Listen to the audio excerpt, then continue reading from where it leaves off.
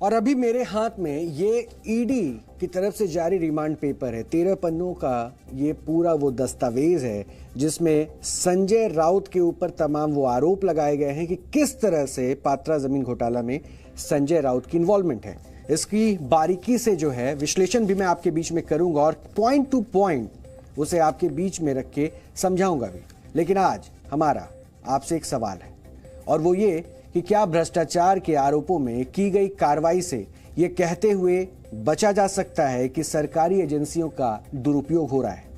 सोचिए ऐसा क्यों है कि जब देश में किसी नेता के खिलाफ भ्रष्टाचार के मामले में कार्रवाई होती है तो उसका पूरी तरह से राजनीतिकरण कर दिया जाता है और ये कहा जाता है कि वो नेता तो विपक्ष में है इसलिए ये सब कार्रवाई की जा रही है। पिछले 24 घंटे से हमारे देश में यही सब हो रहा है। शिवसेना के नेता संजय राउत को आज कोर्ट ने 4 अगस्त तक ईडी की कस्टडी में भेज दिया, लेकिन इस पूरे मामले को ऐसे पेश किया गया जैसे ईडी संजय राउत को विपक्ष में होने की सजा दे रहा है और उन पर ज्यादती की जा रही है। हमारे देश में नेताओं के प्रति यह सहानुभूति कोई नई बात नहीं है। जब भी किसी नेता पर भ्रष्टाचार के गंभीर आरोप लगते हैं तो वो इसे राजनीति से जोड़ देता है, यानी राजनीति के सहारे नेता पूरे मामले को गोलमोल कर जाते हैं और उनके द्वारा किए गए घोटालों और भ्रष्टाचारों पर ईमानदारी से कभी कोई बात हो ही नहीं पाती। लेकिन हम ऐसा नहीं करेंगे। हम आपको संजय राउत पर लगे तमाम आरोपों का सच बताएंगे और इस बात का भी विश्लेषण करेंगे कि जिस देश में ईमानदारी का सारा बोझ आम आदमी पर डाल दिया जाए और नेताओं को बेईमानी करने के लिए खुला छोड़ दिया जाए, उस देश में डेमोक्रेसी वाकई खतरे में आ जाती है। सबसे पहले आपको यह बताते हैं कि क्या संजय राउत की गिरफ्तारी वाकई एक राजनीतिक प्रकरण है। ईडी के मुताबिक संजय राउत पर न सिर्फ भ्रष्टाचार के गंभीर आरोप हैं बल्कि यह दावा भी है कि उन्होंने अपनी पहुंच का इस्तेमाल करके सरकारी अधिकारियों को प्रभावित किया है, गलत तरीके से संपत्ति खरीदी और उनके पत्नी के बैंक खातों में लाखों रुपए जमा हुए।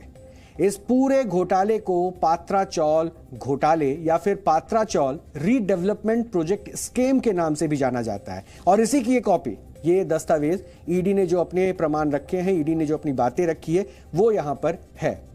दरअसल उत्तरी मुंबई के गोरेगांव में एक इलाका है जिसे सिद्धार्थ नगर कहते हैं। यही सिद्धार्थ नगर पात्रा चौल के नाम से भी मशहूर है। लगभग 47 एकड़ की जमीन पर फैले इस इलाके में एक समय 672 घर हुआ करते थे। इसके बाद Maharashtra housing and area development authority ने तय किया कि वो इस इलाके में रहने वाले लोगों को नए घर बना कर देगी और इस जगह को रीडेवलप किया जाएगा, यानी फिर से इसे विकसित किया जाएगा। पात्रा चौल में स्थित जो 672 घर थे, वहां रहने वाले लोगों को यह सपना दिखाया गया कि सरकार बिल्डर्स के साथ मिलकर उन्हें पक्के घर बना कर देगी, यानी हर परिवार का अपना एक फ्लैट होगा, अपना एक आशियाना होगा, अपना एक घर होगा। इस सपने ने इन लोगों को एक नई उम्मीद दी और यहां रहने वाले लोगों को ऐसा लगा कि रीडेवलपमेंट के नाम पर अब वो घर खाली कर दें तो ज्यादा बेहतर है, क्योंकि उन्हें नया ठिकाना मिल रहा था, नया घर मिल रहा था। और इसके बाद वर्ष 2008 में एक एग्रीमेंट भी हुआ, यानी एक समझौता हुआ। यह समझौता 3 पार्टियों के बीच में हुआ था। पहले लोग वो थे जिनके यहां पर घर हुआ करते थे।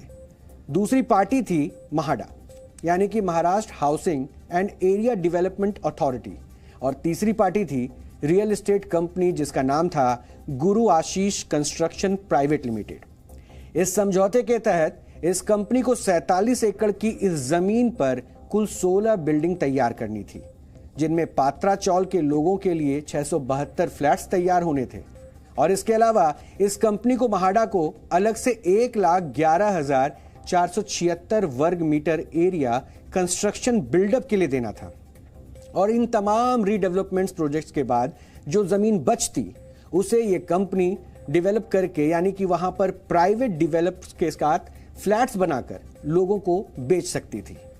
हालांकि यहां शर्त यह थी कि इस कंपनी को पहले 672 फ्लैट्स तैयार करने हैं, वही 672 फ्लैट्स जिन्होंने अपने आशियाने को यहां पर दे दिया था, इस उम्मीद से कि शायद उन्हें नया घर मिलेगा। लेकिन इनसे ऐसा नहीं हो पाया, यानी इसने ऐसा किया ही नहीं।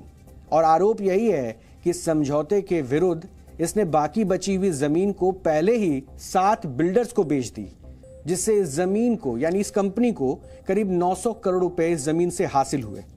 इसके अलावा इस कंपनी ने इस जमीन पर एक हाउसिंग प्रोजेक्ट भी शुरू किया, जिसे मियोडॉज नाम से भी दिया गया, और यह बताया गया कि इस नाम की सोसाइटी में कुल 458 फ्लैट्स बनाए जाने थे।